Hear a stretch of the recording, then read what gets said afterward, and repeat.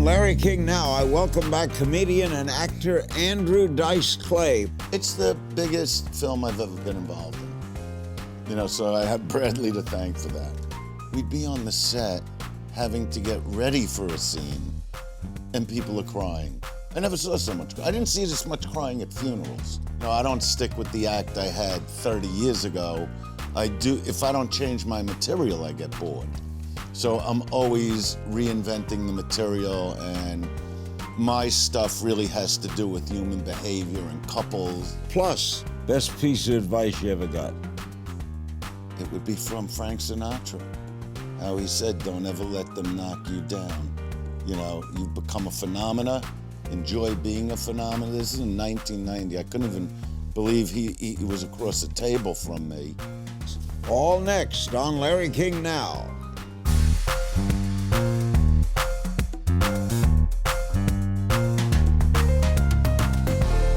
Welcome to Larry King Now. Our special guest, a return visit with Andrew Dice Clay, the actor, comedian, and host, known for his hit stand-up specials, celebrated film and television roles, including Entourage, Blue Jasmine, and Vinyl. Andrew has a new podcast out called I'm Over Here Now. It's on the Gas Digital Network. He's also playing Lady Gaga's father in A Star Is Born, currently in theaters everywhere. He's not wearing no leather? No more leather. What happened? Well, now and then I'll wear leather. I shouldn't say no more. No, you know what it is? I've noticed that, the comedians, the new generation of comics, are all wearing motorcycle jackets, leather blazers. You broke that in. No, I know that. So I'm like, I got to find something new. That's why I'm even in blue jeans, So I got to just change things up a little. Wear this jacket on? Well, different things like this, And plus, the leathers that I would have made for in concerts, some of them weighed like 20 pounds. They were works of art, really. You're still doing your stand-up, the fact that you're now a movie star. You're in Vegas. No, I love stand. You're in Vegas this weekend at the Tropicana Laugh Factory. The Tropicana Laugh Factory, Friday, Saturday, Sunday. Then I go. I got a lot of gigs coming up. You let your hair go gray? You know what it is with the hair? I was putting the dye in like every month, and I'm like, I'm such a real guy. It's like, I don't gotta keep I'm not 32 years old, so I don't care that I like it like this. It's more the Moses effect. You stopped smoking? You know what I mean? You stopped smoking. I stopped 30 years ago when I had a heart attack. That day I stopped. Well, you want to know something? I had a heart attack this past November, and what happened? My smoking career, I stopped for 10 years a long time ago, and I would just hold an unlit cigarette. And then I started losing people I loved, my parents, and it was within a few years, my mother, then my father, and I just lit up. So I was smoking for about 6 years, and in November, I didn't even know I was having a heart attack.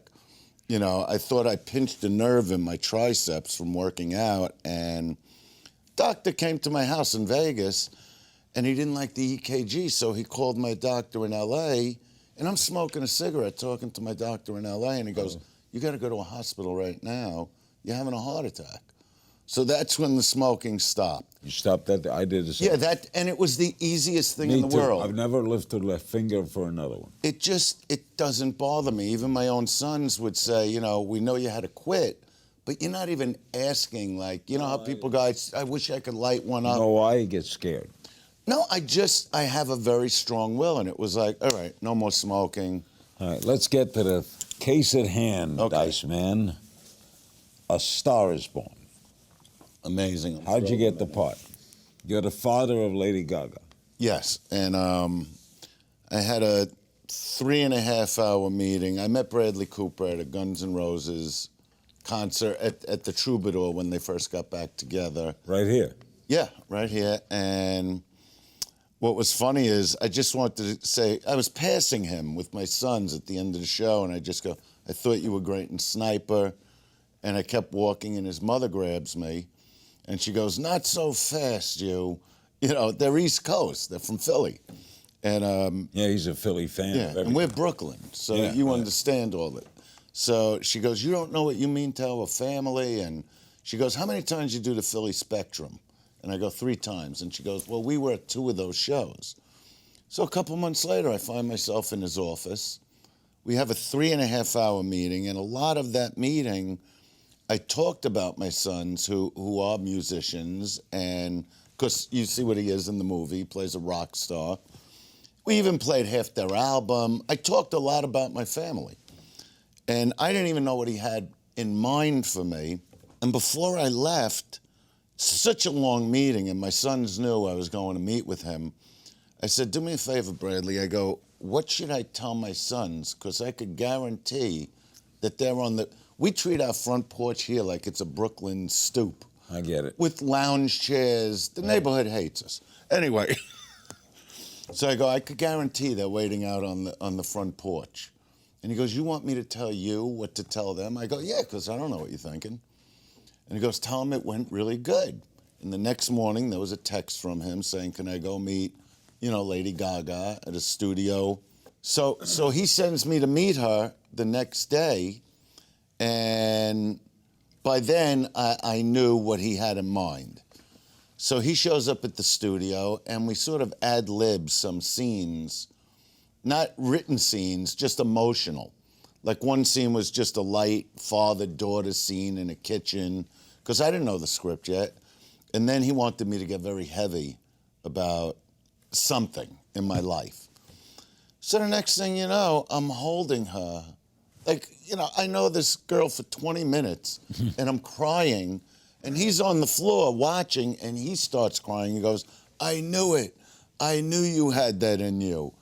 And a day later, because the next day was Sunday, and then Monday, early evening, he calls me to offer me the role of Lorenzo, who's her father in the film.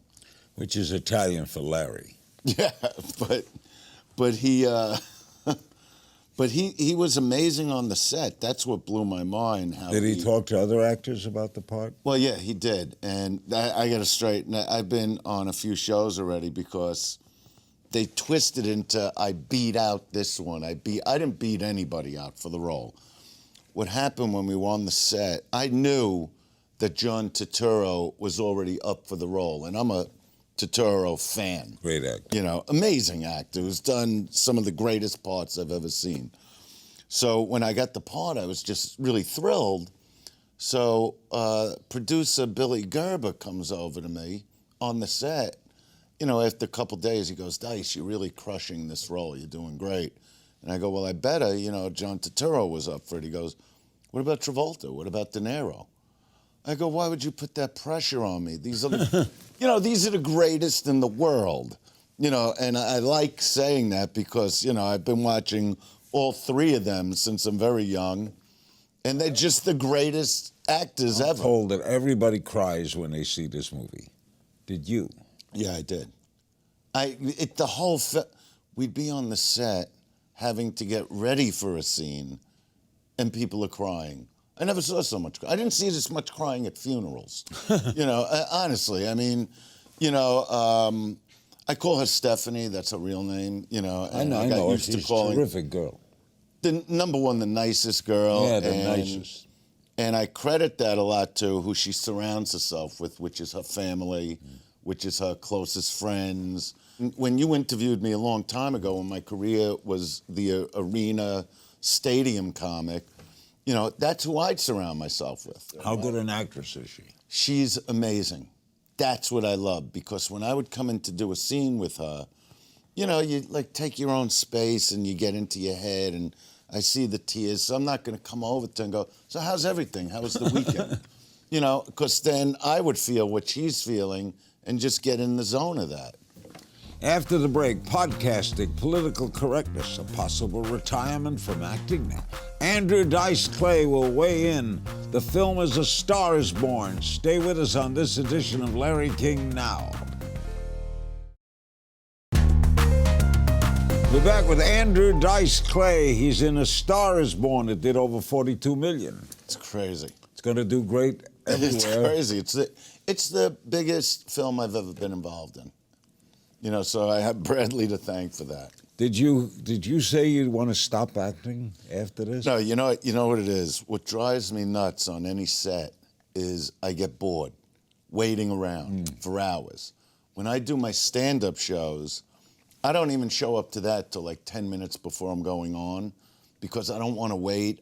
And then I'm out there and I could do as long as I want. But on a film, you're waiting and waiting till they call. So it's not that I don't want to do it. I mean, I just felt I worked with some of the, after all these years, got to work with Woody Allen, got to work with Martin Scorsese. And then when Bradley came, it's like, well, I got to do this. But if something is really great, of course I'll do it. You know, I think the Post sort of, you know, they really did a number on it. But no, I'm not. I'm never retiring from this business. I'll put it to you. Are you an actor? Are you now an actor who does stand-up, or are you still a stand-up who acts? Well, you want to know the truth? I started out as an actor doing stand-up. I did Michael Mann's Crime Story after he did Miami Vice. You know, so the acting was really building. And then I did the Rodney Dangerfield special, Nothing Goes Right, with the Young Comedian special. And that aired on a Saturday, actually February 13th, 88. And Monday, I was the biggest comic in the world. Do you still work the same way? Because you were outlandish. Well, I'm still Funny. outlandish, but modern. You know, I don't stick with the act I had 30 years ago. I do. If I don't change my material, I get bored.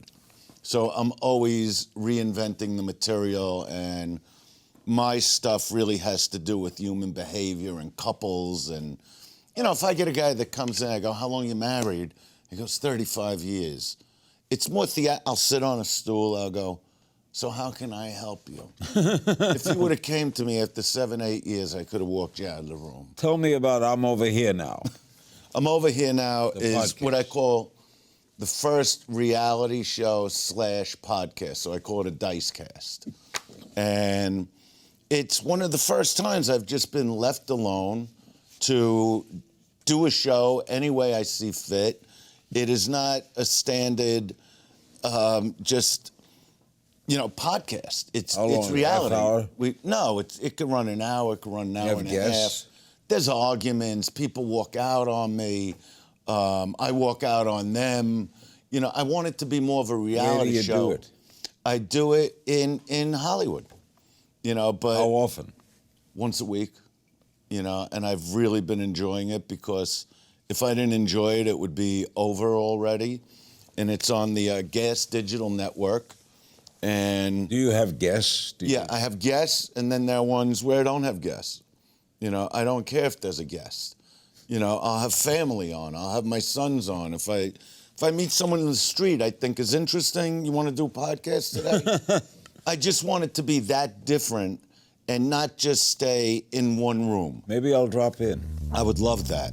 I would love that. What's the best and worst advice Andrew Dice Clay ever got? How about his strangest fan encounter or secret talent? The answer to these questions and more when we do a round of our fan favorite, If You Only Knew. Don't click away.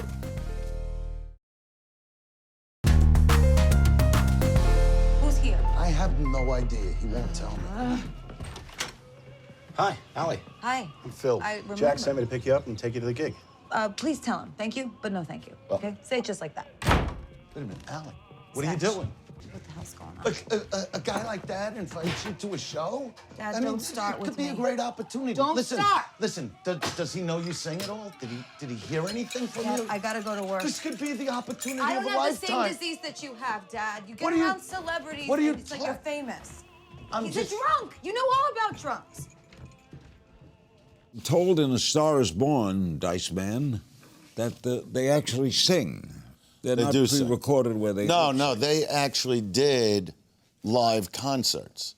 Like I think Coachella was part of it. I think the Greek Theater was part of it. So she would do concerts and he would come out there to the live audience, which is really impressive because I know what it is to be in front of that many thousands of people. It's nerve-wracking. And he did it like a seasoned pro. He was completely enveloped in his character. He can sing. He could really sing, you know, and that was impressive because not only is he singing, he's singing in a character that's not even his voice. He sounds like Sam Elliott. who plays his brother in the movie. So it's very impressive, his guitar playing, his singing. Last time you were here, Dice Man, you said you didn't like to talk politics, even though you know Trump and had worked with him before. Yeah. Do you still not want to talk? I don't, that's not I leave that to Bill Maher. He makes it funny. He's funny. Yeah. But I just don't do political humor. The only thing I say about Trump is how he stole my act to become president. Okay, we play a little round of If You Only Knew. Okay. What was your strangest fan encounter? Guy that wanted to take me out. And Really? yeah, he came on to me a little, And I'm going, well, you know I'm not that way. He goes, yeah, but we could get a drink, we could talk. I'm going, no, I'm not. And at that time, I was with my ex, I've been married a bunch of times, too. And I go, look at her. Do you think I want to leave her to be with you? And the guy finally left me alone. Who's a young comedian you can't get enough? Who's really... You know what? Lately, I've really been into Bill Burr.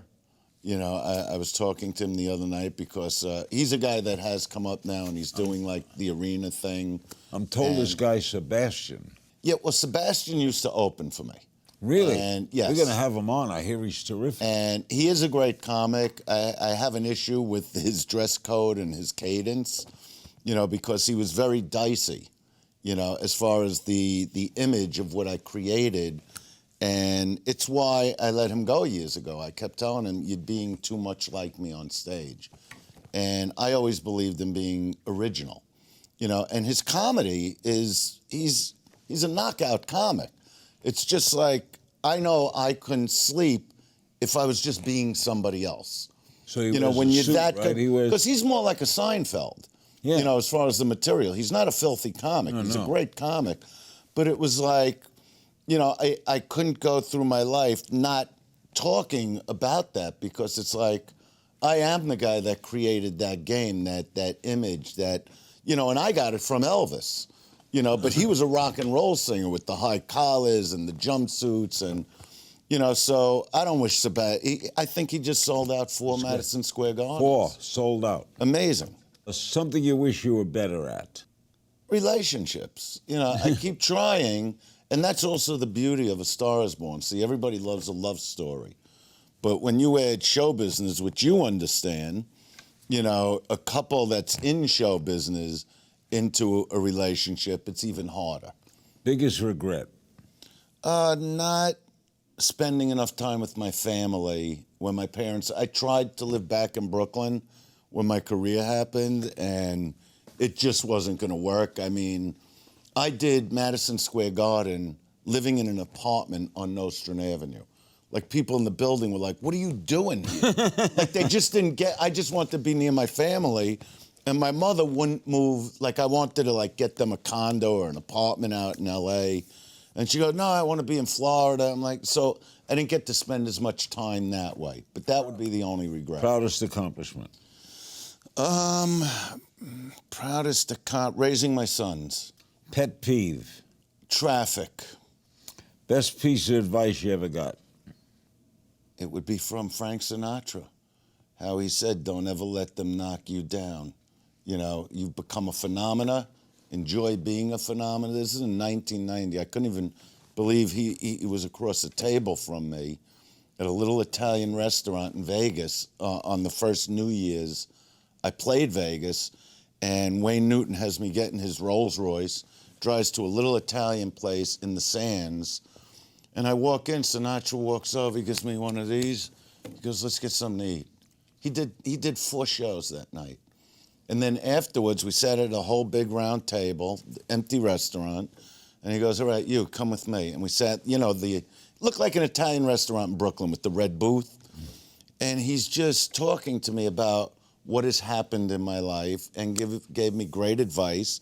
And you know what? I'll tell you another regret. The best. I didn't get the picture because I knew he hated taking pictures.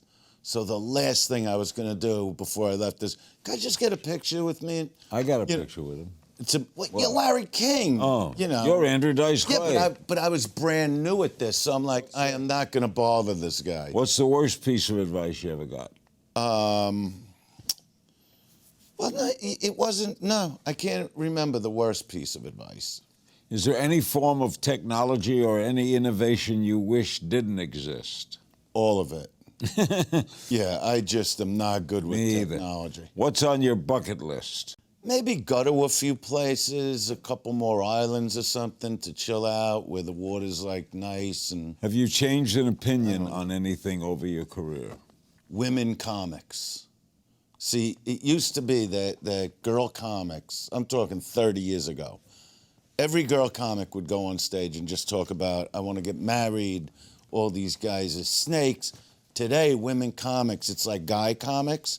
They're almost, a lot of them are actually better than my opening act, Eleanor Kerrigan, is, I don't even refer to woman comic, man, one of the best comics I ever saw in my life.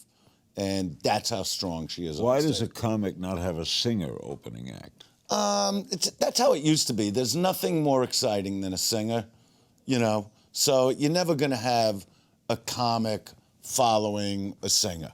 You know, like it used to be like even Sammy Shore, okay, used to open for Elvis Presley. You know, you weren't gonna have Elvis come on and then, you know, here comes Sammy with a couple of jokes. It doesn't work that way. What never fails to make you laugh? The show Crashing. You know, I love that show. In our final moments with Andrew Dice Clay, he'll answer your questions sent in over social media. He's one of the stars of A Star Is Born. It's out now to rave reviews. We'll be right back. Okay, Andrew Dice Clay, the Dice Man, is with us. He's one of the stars of A Star Is Born. We have questions from social media. Clinton Saunders on Facebook. Do you remain friends with Lady Gaga after shooting A Star Is Born? Yeah, I love her. Clifton also asks, is there a specific memory you had with Gaga from the set of A Star Is Born? It's not really from the set. The first time I met her, it was very exciting because it was in a music studio where she was, you know, doing music for the film. So it's the perfect setting to meet someone like her. And it was just like, wow, there she is, you know. And I think she sort of felt the same way because her entourage just parted, you know, when I came into the studio. And it was kind of funny to me. Ali Shmeko on the Larry King Now blog. Who is your favorite director you've worked with? It would have to be Martin Scorsese. I mean, not just his directing, but also how we just, the minute we met, it was like we've been hanging out for 30 years. He's a great guy. What's special about him as a director? He lets you, like he really let me envelop myself in that character. And when I would do the performance, this was in Vinyl. Yeah. In the first episode of Vinyl. And the only time he gives a direction if there's something he really wants. Because if he sees you're in the pocket, he's not bothering you. He's laying back. And then he'll come over and he'll go, all right, Dice, this is what I want you to do here. And he'll give you a specific thing. And you do it because he's the greatest ever. In and Haas on the Larry King Now blog, do you still feel like Donald Trump stole your act? Well, I really say that as a joke, but it was just obviously the most unorthodox presidential race ever. You know, I was waiting for him to get into some kind of fist fight with someone, you know, when he was with the other guys and making fun of Rubio. I'm going, it's going to be a fight, you know. Up there, I know what they... he gives out Lindsey Graham's phone number. He did fix my roof years ago. What? That's how we became friendly. You know, You know how he has all the buildings in Brooklyn? You would know that. Yeah, okay. of course, his father stuff. So my sister was complaining. I gave my sister that apartment I was telling you about, 3-bedroom apartment on the 6th floor, Nostrand Avenue. And she's calling me about the neighbors on the 5th and 4th floor going, you know, there's a leak. It's going on for months. It's not coming from my apartment. So I go to see Trump in Atlantic City because I know he's trying to book me for the Taj Mahal. So, and I have all this. I filmed all this, you know. My friend would film my whole life. So he comes in, he goes, so can we make a deal, you know? I go, well, yeah, that's happening, but I'm here about my sister's roof. And he goes, what do you mean? I go, and I tell him the story. And he goes, "You're kidding, right?" And I go, "No." I go, it's your building, you know? So my sister calls me the next day. She goes, "You're not going to believe this. There's 2 giant trucks in front of the building, and they've done the entire roof over." You know, he like took care of that for me, Yeah, which he to was this there. day I talk about. Oh, but he did a lot of nice You stuff. know, no, but it was amazing. And that's what made us friends. And of course, I played his hotels a ton of times. And when we did Dice, the series, he gave me Treasure Island because the guy that owns Treasure Island in Vegas, you know, was behind him with the presidential campaign. And I came to see him. And the only question goes, "How's your relate?" Because he knew I did The Apprentice. Goes, "How's your relationship?" The woman in charge of things goes, "How's your relationship with Donald?" And I go, "Me and Donnie, we're like this." And she goes, "Well, I'll know that when I call him." And obviously he said everything is great with us. And they gave us the hotel. They gave us 75 rooms for weeks. It took care of us. Pretty amazing. He can do that. He was always great to me, always. Ian also asks, who's your dream guest on your new podcast? I don't really have a dream guest because, like I said, it's half a reality show. I just love the mayhem that breaks out on every show. I got to do this. You have to do it. You have to do mayhem, it. I love mayhem. Because it's insanity. It's not like you actually interview me. Yeah. You ask real questions. The people coming on, I don't even know about them really. All right, one more thing. Ken Kreneski asks, is there a role you turned down you regret? No. As a matter of fact, you know, that's why I don't worry about what I said in the post about not doing the acting thing and focusing on comedy, because I'm not offered that many roles. And everything I'm offered, which is funny, is all drama. Nothing, no comedy. You know, and I've wanted to work with guys like Jonah Hill all these years, you know, just that team. That'll be next. You'll get a big I mean, time. I would love that, but everything that comes to me is like heavy. You know, like Star is Born is heavy. It's as heavy as it gets. Dice, you're the best. Great seeing you again. He's in Vegas this weekend at... The Tropicana Laugh Factory. And, of course, he's in A Star is Born. A big thanks to my guest, Andrew Dice Clay. Be sure to see A Star is Born. It's in theaters now, and you've heard about it everywhere.